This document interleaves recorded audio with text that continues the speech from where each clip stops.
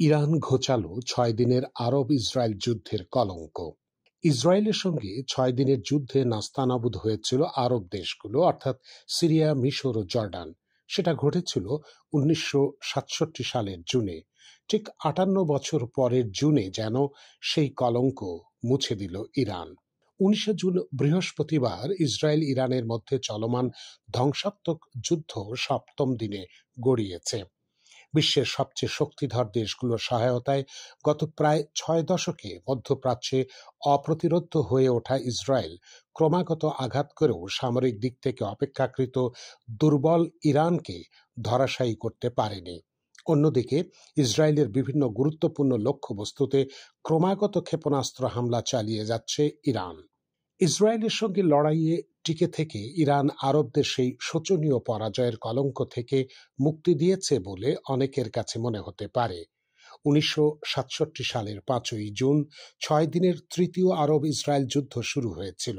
তা স্থায়ী হয়েছিল ১০ই জুন পর্যন্ত। এই যুদ্ধের মাধ্যমে ইসরায়েল প্রতিবেশী মিশরের সিনাই ও গাজা উপত্যকা, জর্ডানের পশ্চিম তীর ও জেরুজালেম ও সিরিয়ার গোলান মালভূমি দখল করে নেয়। এসব অঞ্চলকে আন্তর্জাতিক সম্প্রদায় ইসরায়েল অধিকৃত ভূখণ্ড হিসেবে বিবেচনা করে। ১৯৬৭ সালের শুরুতে সিরিয়া গোলান মালভূমি থেকে ইসরায়েলি গ্রামগুলোয় বোমা ফেলে। সে সময় ইসরায়েলি বিমান বাহিনী সিরিয়ার ৬টি মিগ যুদ্ধ বিমান ভূপাতিত করে। মিশর সিনাই উপত্যকায় সেনা মোতায়েন করে। সে বছরের মে মাসে মিশর জর্ডানের সঙ্গে যৌথ প্রতিরক্ষা চুক্তি করলে ইসরায়েল মিশরের বিমান বাহিনীকে ধ্বংস করে দেয়।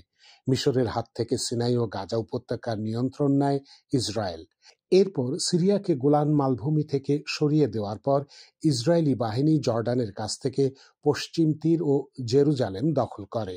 এরপর সেই আরব দেশগুলোর মধ্যে মিশর ও জর্ডান নিজেদের পরাজয় মেনে নিয়ে ইসরায়েলের সঙ্গে সম্পর্ক স্থাপন করে। এরপর ফিলিস্তিনিদের ওপর নেমে আসে নিপীড়নের খড়গ। ১৯৭৯ সালে ইরানের ইসলামী বিপ্লবের পর তেল আবিবের সঙ্গে সম্পর্ক ছিন্ন করে তেহরান। শুধু তাই নয়, ইসরায়েলকে শত্রু হিসেবে ঘোষণা দিয়ে রাষ্ট্রীয় নীতি প্রণয়ন করে। ফিলিস্তিনের ভূখণ্ডে ইসরায়েল রাষ্ট্র প্রতিষ্ঠার বিরোধিতা করে শাহ আমলের ঘনিষ্ঠ মিত্র ইরান।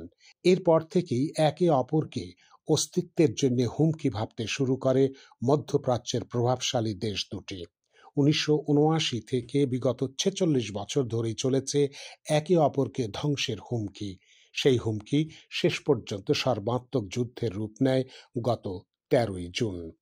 সেদিন কোনো আনুষ্ঠানিক ঘোষণা ছাড়াই ইসরায়েল গভীর রাতে ইরানের উপর বিমান ও ক্ষেপণাস্ত্র হামলা চালিয়ে দেশটির শীর্ষ সামরিক ও বৈজ্ঞানিক কর্মকর্তাদের হত্যা করে। এরপর থেকে বিভিন্ন সামরিক ও পারমাণবিক লক্ষ্যবস্তুতে হামলা চালিয়ে যাচ্ছে ইসরায়েল। এই প্রেক্ষাপটে অনেকেই ধারণা করেছিলেন ইরানও হয়তো সেই আরব দেশগুলোর মতো ৬ দিনের মধ্যেই পরাজিত হবে। যুদ্ধের পঞ্চম দিনে মার্কিন প্রেসিডেন্ট ডোনাল্ড ট্রাম্প ইসরায়েলের পক্ষ হয়ে ইরানকে নিঃশর্ত আত্মসমর্পণের আহ্বান জানালে পরদিন ইরানের সর্বোচ্চ নেতা আয়াতুল্লাহ আলী খামেনি জাতির উদ্দেশ্যে বলেন, ইরানিরা আত্মসমর্পণের জাতি নয়। বাস্তবতা হচ্ছে, ইসরায়েল সেই আরব দেশগুলোর মতো ইরানকে ৬ দিনে পরাজিত করতে পারেনি। ইরান যেন আরবদের ৬ দিনে পরাজয়ের কলঙ্ক ঘুচিয়ে দিল।